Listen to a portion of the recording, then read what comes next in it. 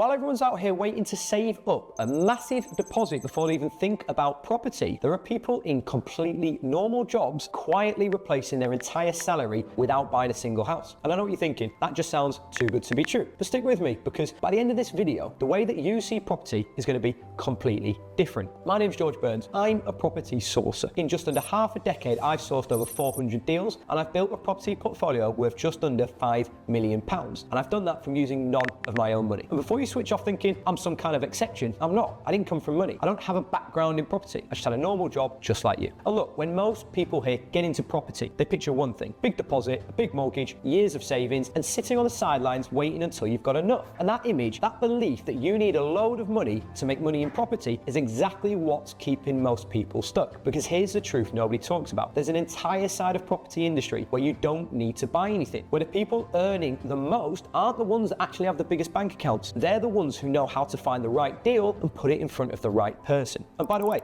step 4 in this video involves something sitting on your phone right now that you've probably already used today. Something so obvious, it's almost embarrassing, but it's the exact thing most people completely overlook when they're trying to get started. So let's get into it. Let's start with the biggest lie in property. Most people believe that to make money from property, you need loads of money first. A big deposit, so £50,000, £100,000, and all sitting in the bank. And because most people don't have that sitting around, they just do nothing. They watch from the sidelines and they tell themselves that they'll start when the time is right, or when I've saved up enough, and years go by. Here's what nobody actually tells you. There is an entire side of the property industry where you don't actually need to buy anything, where the people making the most money are not the ones with the biggest deposit, they're the ones who know how to find the right deal and put it in front of the right person. It's called deal sourcing, and it is, without question, the most accessible entry point into the property market, and it exists right now. The model's simple. Investors with money are looking for good property deals every single day. They've got the capital, but what they don't have is the time, the local knowledge, or the contacts to find those deals themselves. So you find the deal, you do the analysis, you present it to them professionally, and then they buy it, and they pay you a fee, which is typically between £3,000 to £8,000, and that's for your time and your skill. And that's it. No mortgage needed and no deposit. No property on your balance sheet, just a skill and a system. Let me walk you through exactly how this works. There's 6 steps, and it's simple, it's repeatable. This is the whole system. So step number 1, understanding what property sourcing is.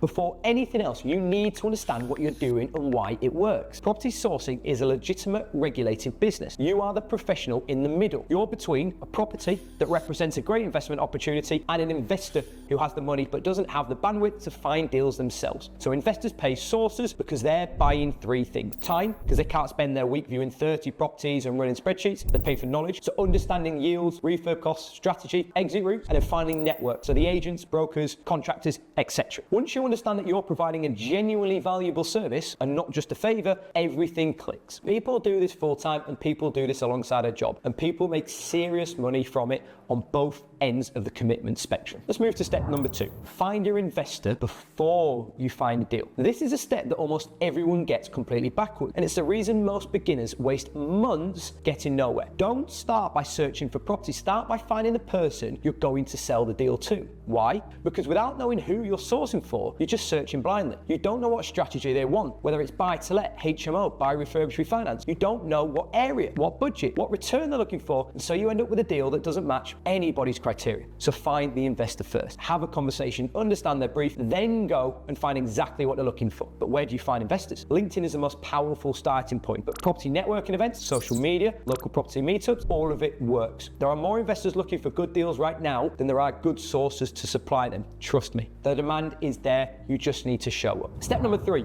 setting your business up. This step takes about a week, and most people either skip it or they overthink it for months. Neither is right. The basics are just straightforward. You register a limited company, which you can do online, and it takes a day. You make sure you're set up to operate legally as a property agent. That is essential at the start. Can't bypass that. And then you don't need everything to be perfect on day 1. You just need to be operating as a legitimate business rather than somebody, casually asking for money. And here's why it matters more than people realize. The investors worth working with, so the ones who do deal after deal, who refer their network and who become long-term clients, they want to work with professionals. They want something set up properly with a company name, a clear process, and a professional presence. And you instantly stand out from the majority of people who try this and wonder why nobody takes them serious. So get the foundations right, and then we build on it. Step 4, go on Rightmove. Yes, Yes, Rightmove. You don't need off-market secrets or underground contacts to find your first deal. The UK's most popular property portal is free, always available, and it's full of opportunities that most people are just scrolling past without even knowing what they're actually looking at. So here's what you're searching for. Properties have been listed for a long time, so sellers who are motivated and want out. Properties that are priced below the area average, and then properties that match your investor's brief. Remember, the right area, the right size, the right strategy. And then at the same time, you're going to start calling local agents. You build these relationships up because you let them know what you're looking for. Agents take calls from developers and landlords constantly, but if you're clear about what you need and you follow up consistently, they'll call you first when something relevant comes in. That's called prospecting. It's a systematic approach, it's a process. But once you're in it, it becomes second nature faster than you'll ever realize. Step number 5, find the property, run the numbers. This is where the skill really comes in. And I'll be honest, it's the part that scares most people the most. But once you've done it a few times, the analysis becomes second nature, and so do the calls. So let me walk through a simple real-world example to show you how straightforward this actually is. A 2-bed terrace in Leeds listed at £95,000. The market values in the street are around 110, 115. So from day one, there's equity in the deal. The rental income is about £750 a month, so that's a gross yield of just under 10%. And this is a deal a buy-to-let investor or a BRR investor would seriously take on. It's under market value, it cash flows from day one, and they don't want to spend a single hour finding it. So what you do is you take that analysis, you build a deal pack, you get a professional document with the photos, area comparables, the yield calculations, etc. So a clean, well-presented breakdown that answers every question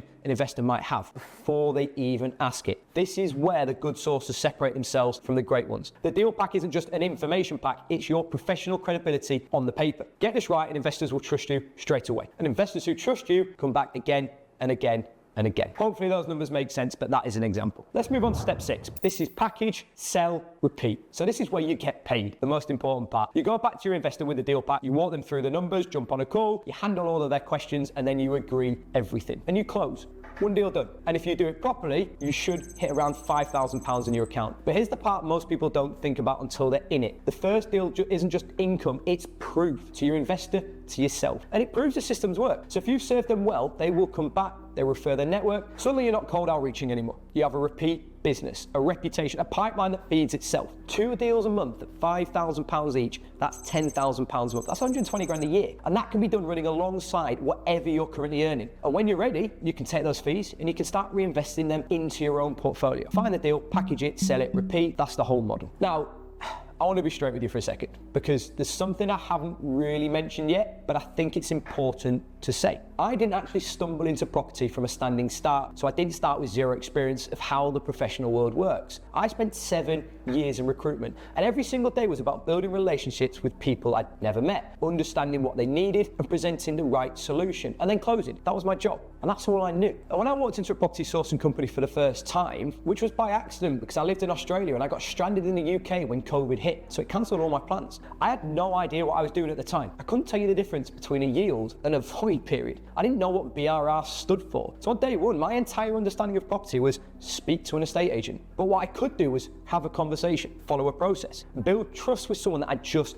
met, manage a pipeline of opportunities and know which ones were worth chasing. And I knew how to show up consistently, even when things were moving slowly. So I realized very quickly that was the job, not just in recruitment, but in sourcing too. The people who pick this up the fastest aren't always the ones who know the most about property on day one. They're actually the ones who already understand what it means to work a system, to be disciplined, to follow through, and to keep going when it's quiet. Skills you build over the years of working a job properly, and that's any job, that you probably didn't even realize you have until you use them somewhere new. So 3 years after the accidental introduction into property, I left to start my own business. Since then, I've sourced over 400 deals, I've built a 6-figure sourcing business, and put together a property portfolio worth of 5 million, and without even spending a penny of my own personal money. And none of that started with the capital. It started with the skills I already had. I just pointed them in a different direction. So if you're interested in getting started, the link is in the description below. So come in, have a look around and see if this resonates with you. And if not, that's completely fine. No stress whatsoever. Either way, I hope you found something valuable in this video, and I'll see you in the next one.